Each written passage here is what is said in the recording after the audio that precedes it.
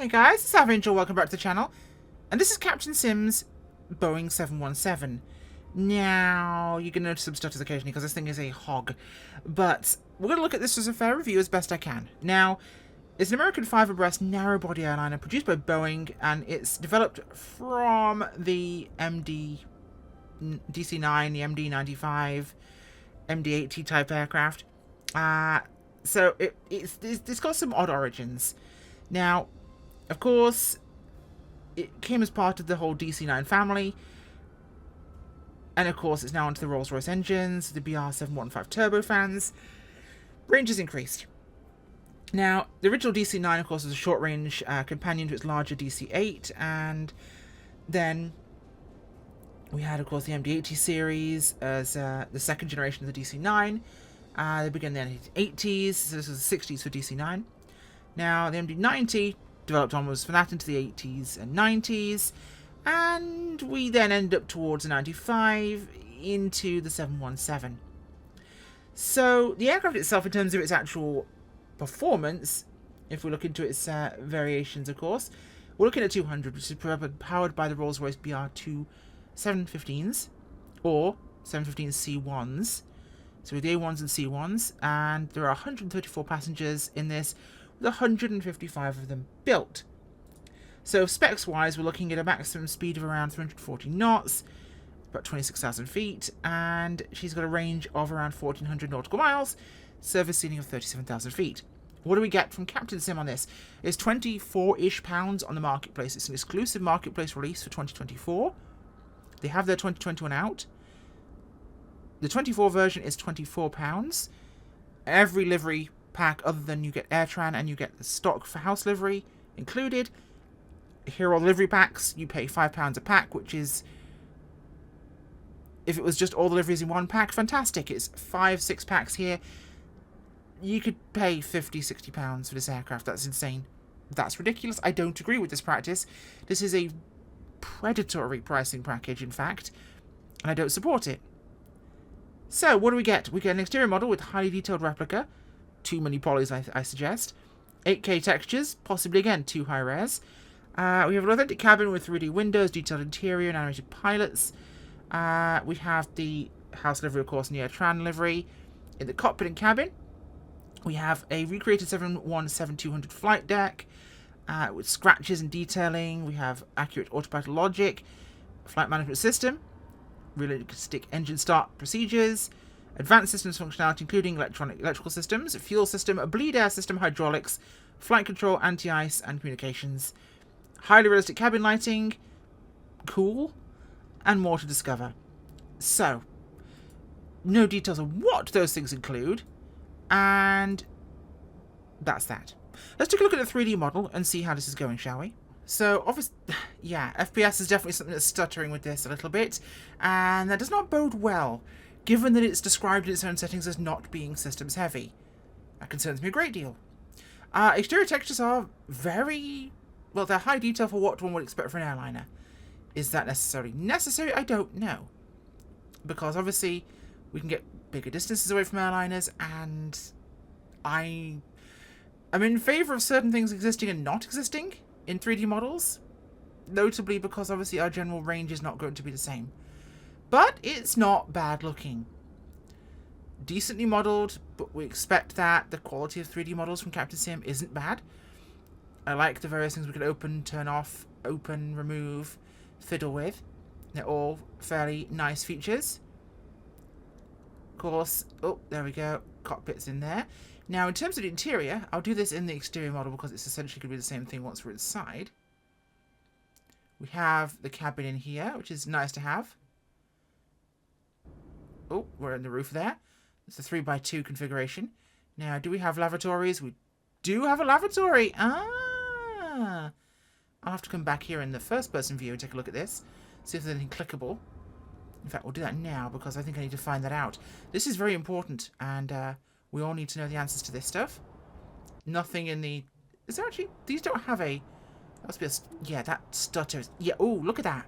I never get this, ever. Resource usage is exceeding GPU capability. I never get that in 2024. That's concerning. Right. Let's take a look in the first person mode here for a second. We'll go back inside the cockpit. And what I'm going to do now is I'm going to just check around here. We're going to go to that door handle. So we can open that. Fantastic. Squidgy in here. Now, Captain Sim has been known to actually do decent interiors in its aircraft. I know the 707 in 2020... Oh, wow, even older. Sorry. Oh, that's nice. We can fold up the jump seats there. The 707 in FSX, yeah. And the 727 had full functioning interiors in those. Now, that's one thing that always added to performance impact when it came to airliners from Captain Sim, is they do take a real donking because of that. Now, nothing appears to be clickable back here. I'm not seeing any highlights or clickable actions. And yeah, the stuttering is definitely concerning me, given we're on the ground. And this is Innsbruck, where I've tested other aircraft, so I have a known performance difference here. I think Innsbruck is becoming my airliner test location for this very reason, because it is known to me. So, right, we're in the back here. Can I open this? I can open the bathroom door. That's neat. So this is actually intended function. Now, that's not clickable. That's not clickable. Okay. Can I actually click the soap? Is that a thing? Really? I can click the soap dispenser. It's dumb, but it's a thing, and I like it. Okay, I'll give him points for that one. I can't open the seat, which is a problem. What is this? Just a handle? It's just a handle. Oh, God. Stutter, stutter, stutter. It doesn't like this. Whatever this is, it's not impressed with it.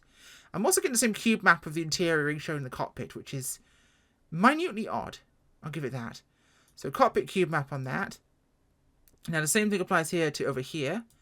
So I don't think it's like in the cube map. The cube map might be part... Oh, God, yeah, no. That is not like that in the slightest.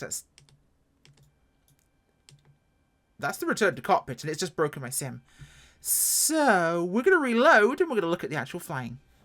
So, here we are in the cockpit of the 717. My battery's turned on, which is why the systems are engaged here. Yeah, some things take time to pop in with the way 24 loads things, of course. Going inside and outside of this thing is definitely a performance hog. I run a 5900X CPU, 64 gigs of RAM. I have a RTX 4070 Ti Super. I max out 2024. And this thing is hogging me down. If you can't max out 2024, you might not be able to run this add-on. Just saying. Now, I'm running on very high graphical settings because I can, and I don't even think about my FPS. In this, I have to. Now, one of the most important things to note initially, of course, is that the entirety of your options and settings are all in the FMC because they can't do a tablet in 2024, which seems shocking at this point, but we go to menu. We go to settings. Doors or warnings, passages of fuel, cockpit lighting, and miscellaneous. Miscellaneous includes cabin doors, service mode, catering mode. We can call the trucks and vehicles, yokes, and co-pilot visibility. See, that's the thing. I don't want to have to go into a menu to remove my yoke. That's a little bit silly. That I have to go into a menu for that. That's kind of daft, if I'm honest. Can I hide the co-pilot? Cool, so the co-pilot doesn't go anywhere because it's a stock feature. I love how that doesn't work. So we've got various doors and functions. I'm not going to bother with those right now because external cool features aren't what you're buying this for. Packs of fuel, so we've got our passengers and fuel loads in there. Oral warnings, we can disable and activate those. Those are fine. In fact, you know what? We will turn that on just to see what it happens. Boarding mode on. And that's pulling down our air stair.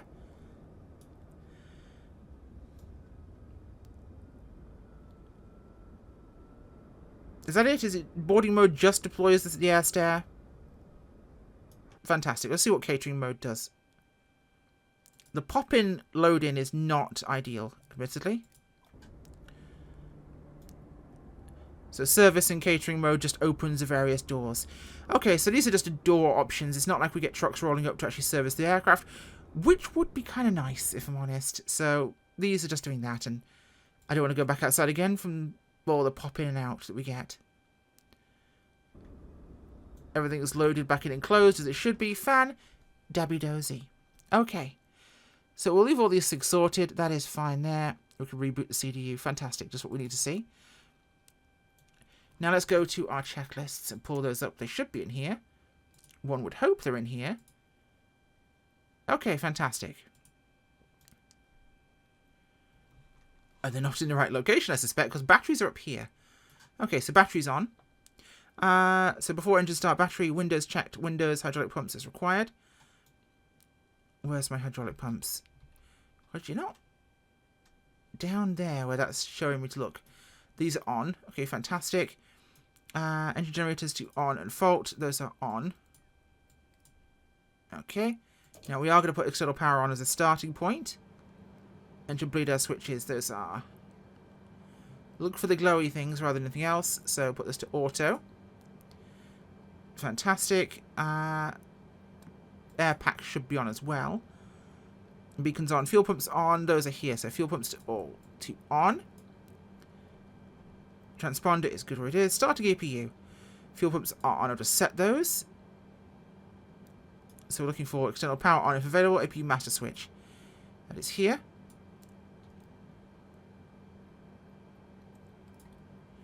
Right, that should be our APU starting. And once it has, we can set this to on. And we should be drawing power. Fantastic. APU bleed air is there. So that should be as good. Right, starting engines. Thrust levers are to idle. So make sure we set this here. Thrust levers are on idle. Make sure that is where it needs to be set. That is everything set there. Why can I click on this? What is the purpose of... Oh, I love that. We have a... Okay, so that's hilarious there. We have the blurred texture at the back of the light. Moving it's nice. This is pointless, having a grab handle that can move. This is extra animations and things that you just do not need in the aircraft, given it serves no purpose. And you have a baked-in ambient occlusion texture behind it that should have been seen. That's kind of embarrassing. Windows open. Nice. I appreciate a window that opens in an airliner. Right. So it should be fairly simple. Engine master 1 and 2. Engine mode selector. So... Engine mode. Set to ignition start. So... There doesn't seem to be an ignition start option in the engine start systems here, because this is our engines. And...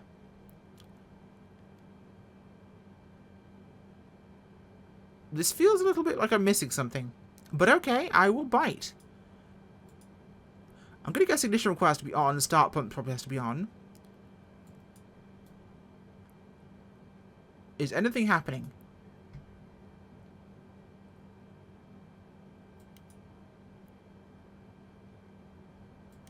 Nothing appears to be happening. That is always my favourite. Anything going to happen now? So I do like the fact that those aren't actually giving me anything from there. Let's go pull up the manual, see if this shows me anything different in the start sequence. We'll reset what we had up here. And this is me discovering it for the first time like you are, and like you will. Because I want you guys to see exactly what I'm seeing in this as we go through it. Because that's the whole point of a first look, is us discovering the issues you'll probably find at the start. So in the sim checklist, appear to be missing something. Starting the engines. Okay. Fuel pump switches to on. They're on. Isolation switch to auto. So it's our fuel here.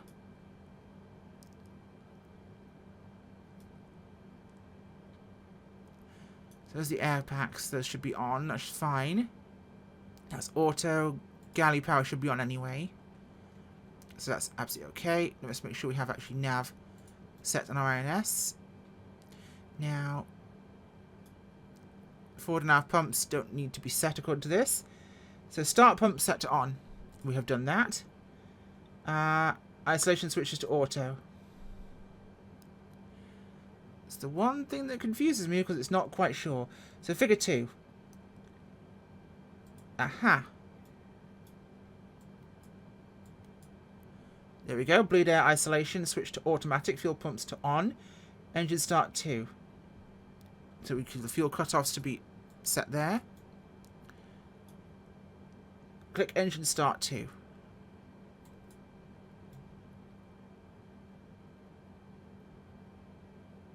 We still have no movement. That's exactly what the instructions just told me to do. I'm getting no movement on any of these factors.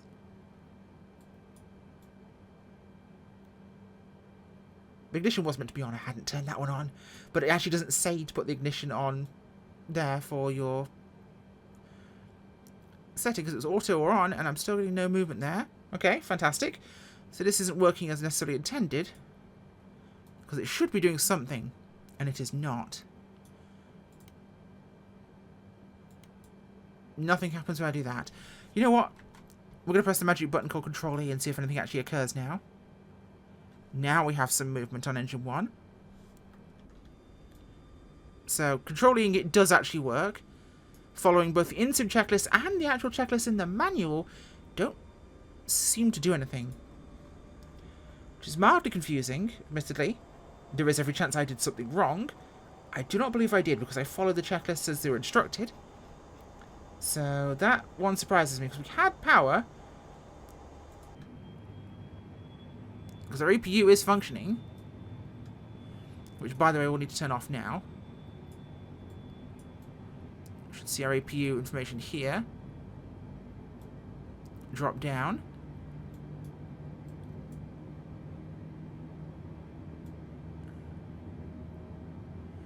Our APU is still showing us running, though, at full RPM. Which is odd, as I've actually set it to off. APU air off. Again, APU stuff on the screen here is just showing us running. Engines are on now, at least. But our APU is not dead. it's set as off. The air bleed air is off. The master for the that is turned off as well. Okay.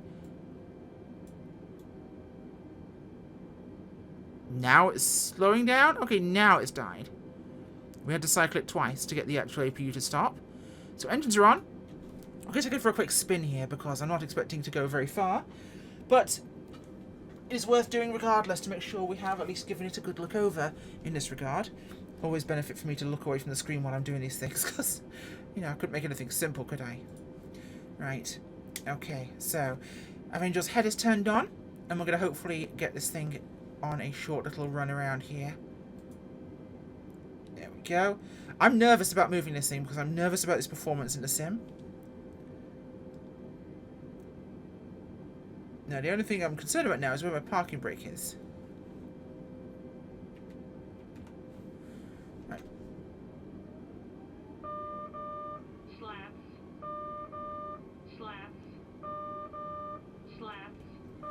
Okay, we're playing this game. So parking brake isn't back here. Turn my head off for a second whilst we work this out because it's not actually showing me where it's meant to be. Tiller's on this side.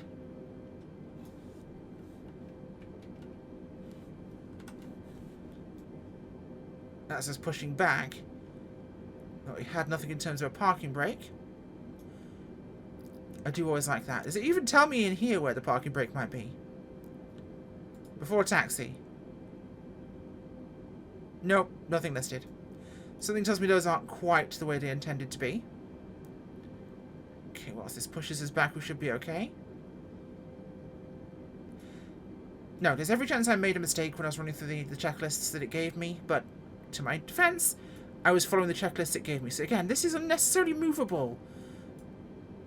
That just feels silly. Like, this isn't clickable. We can't move the sun visor in place, but we can move slightly the monitor for the... We can move the monitor for the camera's door.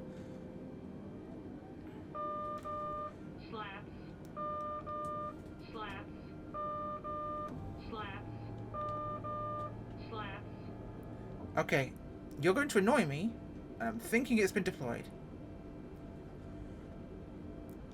Okay, let's take a quick look outside here.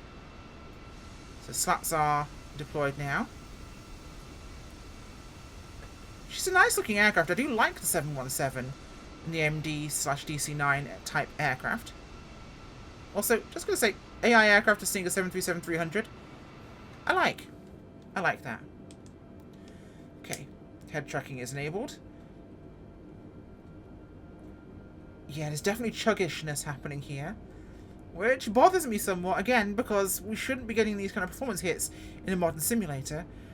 And I know, for example, Blackbird's C-130 has it, but they've improved that with the last push. So their last update did improve FPS dramatically, but it's still heavy, because it's an incredibly complex aircraft. This is not a complex aircraft. It's just insanely graphically complex.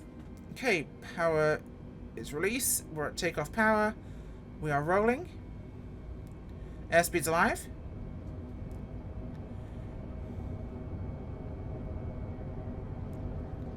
Okay, looking good.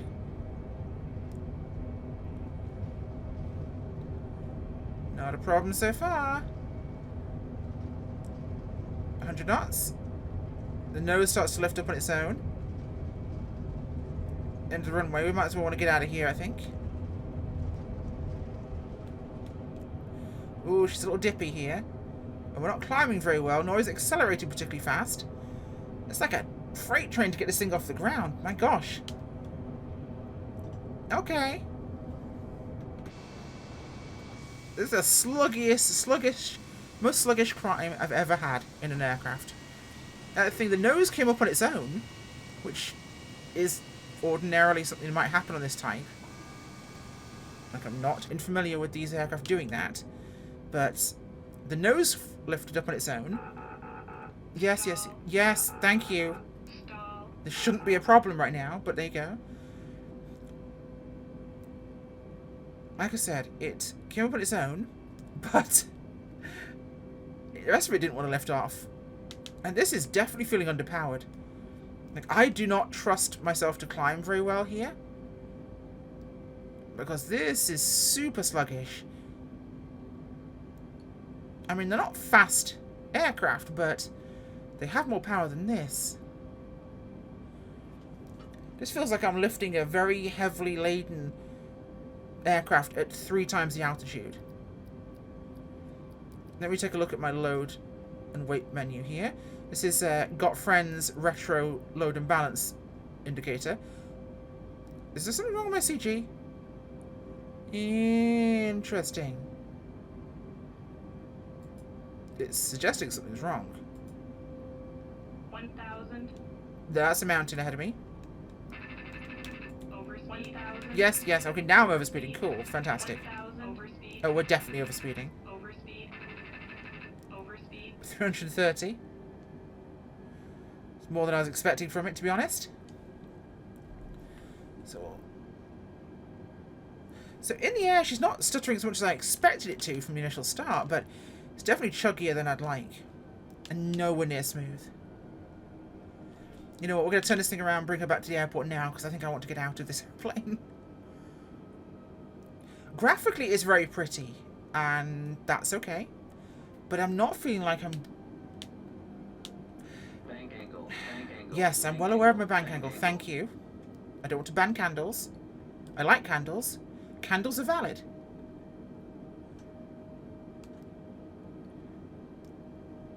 Can I encourage this thing round in this valley's width without it screaming at me?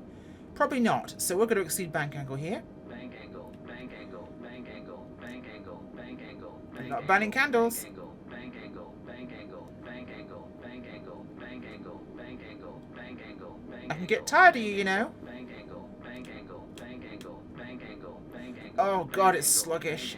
Yes, yes, yes, shut up. Bank angle.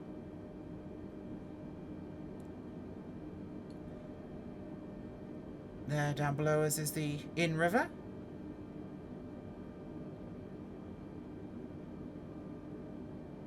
Okay.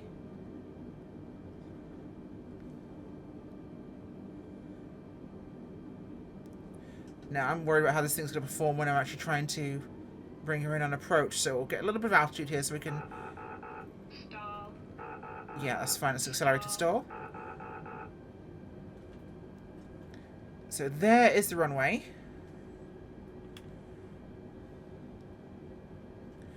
If I am quite correct, it is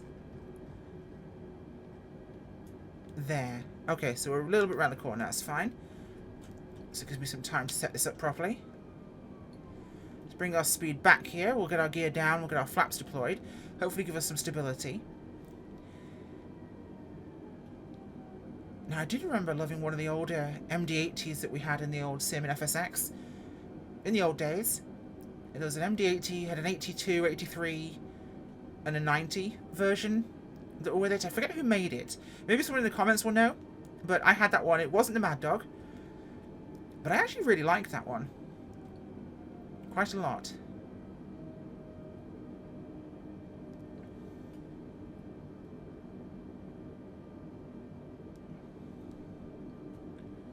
Okay, there's the airport. Landing gear. Yep. Landing gear. Landing gear. Okay. These are going to be our VRES down here. No, 200. We can go full flaps on this. Which we're going to need here. There's the runway. And she's feeling very heavy. I don't know what their 727 feels like, but it doesn't feel like it's a stock flight model from a 737, that's for sure. It's feeling ass heavy, for certain, which is how these aircraft did fly. Oh, we're super slow right now. We are super slow. Power on. 500. That's not ideal. 500. I'm not going to crash in the review.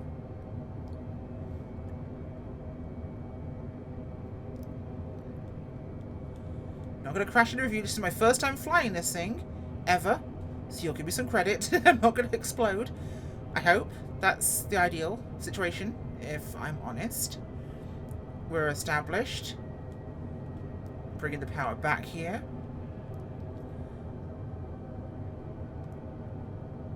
Power's looking good and feeling good. I'm keeping this 140-ish, 135. A little bit more. We are slowing down. Problem is my microphone's a little bit lower than normal, so it's stopping my vision. A touch. A little bit more power. It's one of the difficult things to predict is how much power I'm going to need in a jet.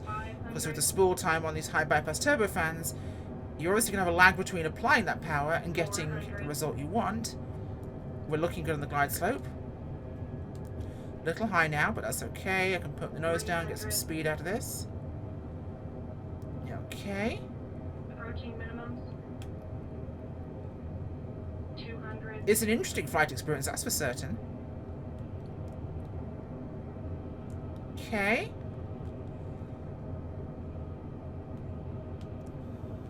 50, 14, Whoa, 30, got no pitch control, no pitch, no pitch, no pitch. 10, 5. Okay, a little heavier than landing than I would have liked, but... Speed 3. Ooh, hello.